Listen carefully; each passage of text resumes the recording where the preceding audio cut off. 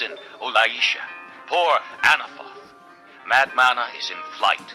The people of Gibeon take cover. This day they will halt at Nob. They will shake their fist at the mount of the daughter of Zion, at the hill of Jerusalem. See, the Lord Almighty will lop off the boughs with great power.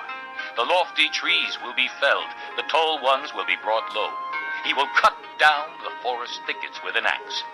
Lebanon will fall before the mighty one. Chapter 10. Woe to those who make unjust laws, to those who issue oppressive decrees to deprive the poor of their rights and withhold justice from the oppressed of my people, making widows their prey and robbing the fatherless. What will you do on the day of reckoning, when disaster comes from afar? To whom will you run for help?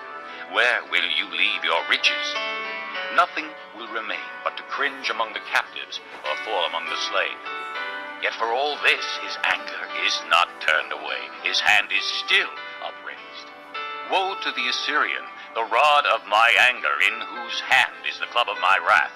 I send him against a godless nation. I dispatch him against the people who anger me, to seize loot and snatch plunder and to trample them down like mud in the streets. But this is not what he intends. This is not what he has in mind. His purpose is to destroy, to put an end to many nations. Are not my commanders all kings, he says? Has not Calno fared like Carchemish? Is not Hamath like Arpad, and Samaria like Damascus?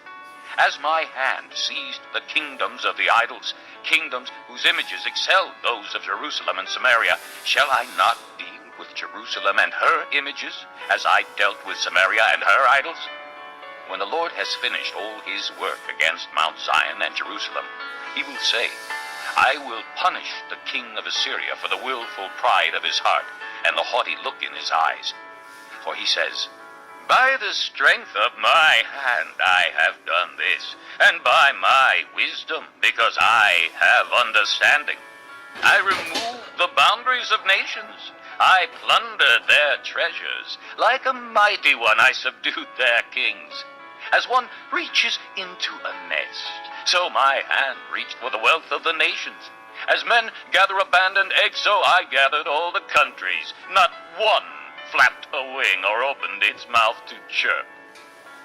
Does the axe raise itself above him who swings it, or the saw boast against him who uses it? As if a rod were to wield him who lifts it up, or a club brandish him who is not wood. Therefore the Lord Almighty, will send a wasting disease upon his sturdy warriors. Under his pomp a fire will be kindled like a blazing flame. The light of Israel will become a fire, their Holy One a flame. In a single day it will burn and consume his thorns and his briars. The splendor of his forests and fertile fields it will completely destroy, as when a sick man wastes away. And the remaining trees of his forests will be so few that a child could write them down. In that day, the remnant of Israel, the survivors of the house of Jacob, will no longer rely on him who struck them down, but will truly rely on the Lord, the Holy One of Israel. A remnant will return. A remnant of Jacob will return to the mighty God. Though your people, O Israel, be like the sand by the sea, only a remnant will return. Destruction has been decreed, overwhelming and righteous. The Lord Almighty, will carry out the destruction decreed upon the whole land. Therefore, this is what the Lord Almighty says. O my people who live in Zion, do not be afraid of the Assyrians, who beat you with a rod and lift up a club against you as Egypt did.